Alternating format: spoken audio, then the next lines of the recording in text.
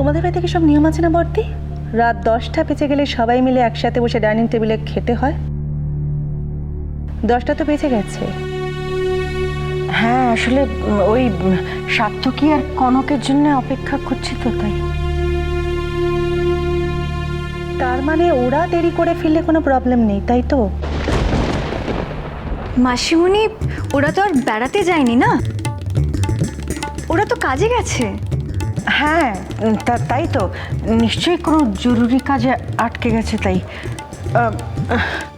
অলি, হ্যাঁ বলো। তুই একটা ফোন করে দেখ না। আচ্ছা ঠিক আছে। ফোন করতে হবে না অলি।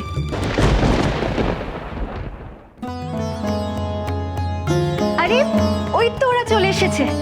উফ বাবা, কি টেনশন হচ্ছিল। তোরা অনেক দিন বাঁচবি, তোদের ব্যাপারেই কথা হচ্ছিল। অনেক দেরি হয়ে গেল, তাই না? আমি অনেক আগে চলে আসতাম, কিন্তু সার্থকী কোথায়? ওর বোধহয় কাজ শেষ হয়নি মা। আমি ওর জন্য অনেকক্ষণ অপেক্ষা করে তারপর। মানে তুমি একা একা এসেছো? হ্যাঁ মা, আমি একটা ট্যাক্সি ধরে চলে এলাম।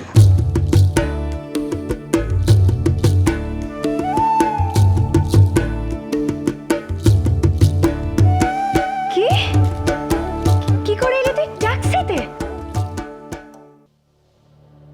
কনক, তুই এবারের অ্যাড্রেস জানিস? না মানে তুই এত দূর একা একা ট্যাক্সি করে এলি, ইনকেস যদি আবার হারিয়ে যেতিস বা যদি কোনো বিপদ হতো তখন কি হতো? কনক দিদি ভাই, আমি জানি, আমি বাড়ির অ্যাড্রেস জানি। কি? এই বাড়ির ঠিকানা আমি জানি।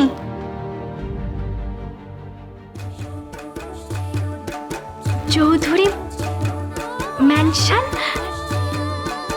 27A, ভবানীপুর রোড, কলকাতা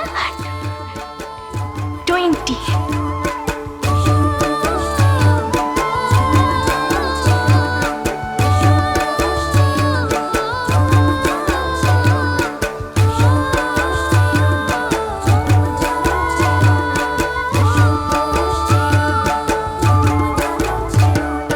বাহ, এই কদিনে বেশ উন্নতি হয়েছে তোমার।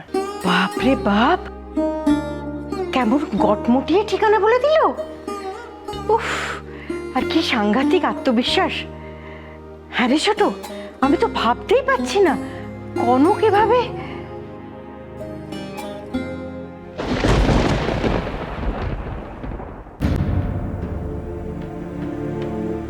শিট, রাহুলের ব্যাপারটার জন্য কনককে পিক আপ করে আনার কথাটাই মাথা থেকে বেরিয়ে গেছিল। ও একা চলে এসেছে, নিশ্চয়ই ছোট মাকে বলেছে। এখন আমায় জিজ্ঞেস করলে আমি কি? সার্থকী, ওখানে দাঁড়িয়ে আছো কেন? এসো ভেতরে এসো।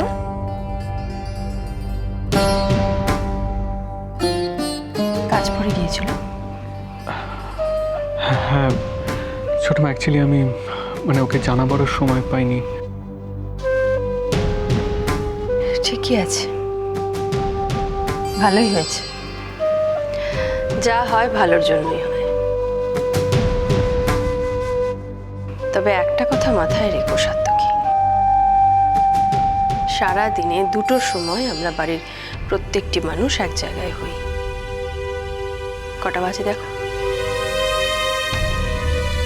আজ যা হয়ে গেছে হয়ে গেছে, চেষ্টা করো আর কোনোদিন যেন এ ভুল না হয়। তুমি বাড়ির বড় ছেলে, বাড়ির ছোট ছোট নিয়ম কানুন তোমার মেনে চলা উচিত। সরি ছোট মা। সরি বলতে হবে না, শুধু মনে রেখো যে এই ভুল আর যেন কোনোদিন না হয়। যাও, ফ্রেশ হয়ে নাও দুজনে।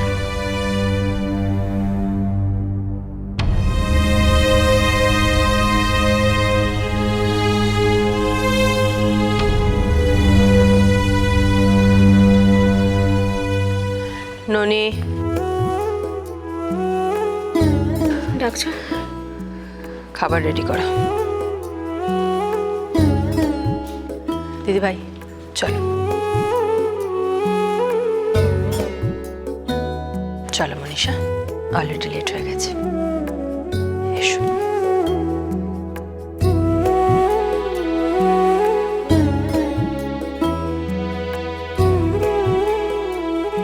ঝিলমিল, চলো সবাই খেতে বসবো।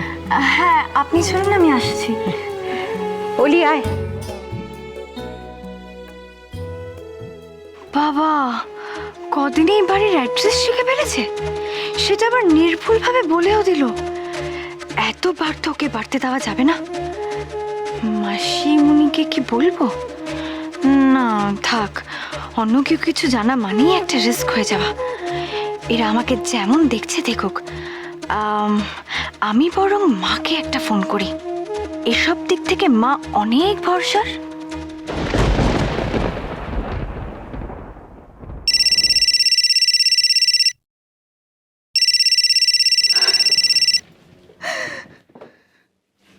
ঝিলমিল রে, ঝিলমিল, এই মাটাকে তুই পর করে দিলি রে।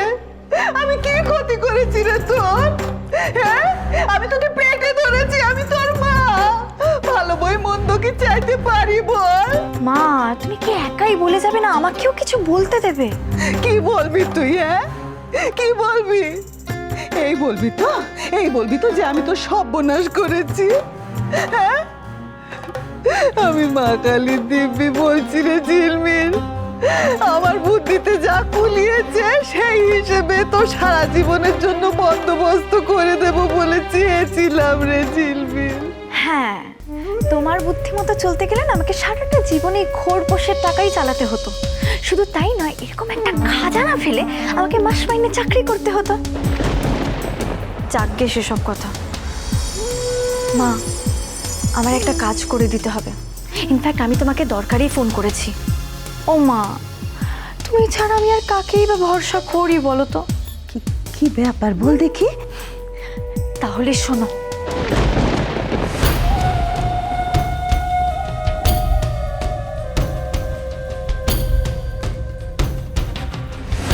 মা, আমার একটা রিকোয়েস্ট রাখবে মা, প্লিজ।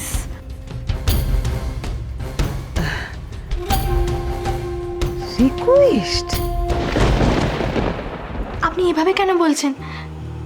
আপনি বলুন আমায় কি করতে হবে, আমি আমার সাধ্যমতো চেষ্টা করব।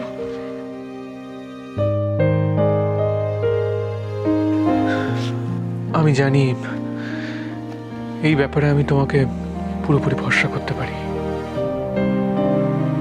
আসলে ছোট মাকে এসব নিয়ে এখন কিছু বলে টেনশন দিতে চাইছি না, তাই কি করতে হবে আপনি বলুন, আমি পারবো।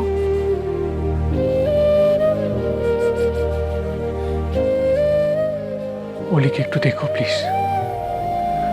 ওর কিছু হয়ে গেলে আমি, জানোই তো রিসেন্টলি ওর সাথে যে যে ঘটনাগুলো ঘটছে তাতে বড্ড ভয় হচ্ছে।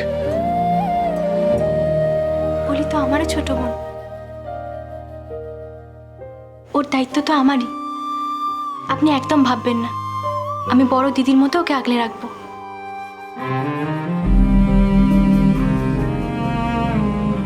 জানতাম তোমাকে ভরসাটা করতে পারবো। থ্যাঙ্কস কনক।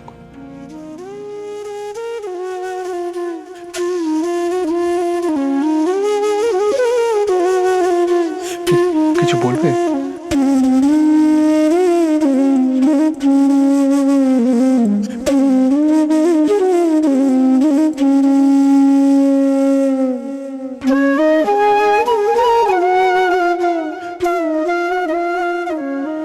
ওয়েলকাম।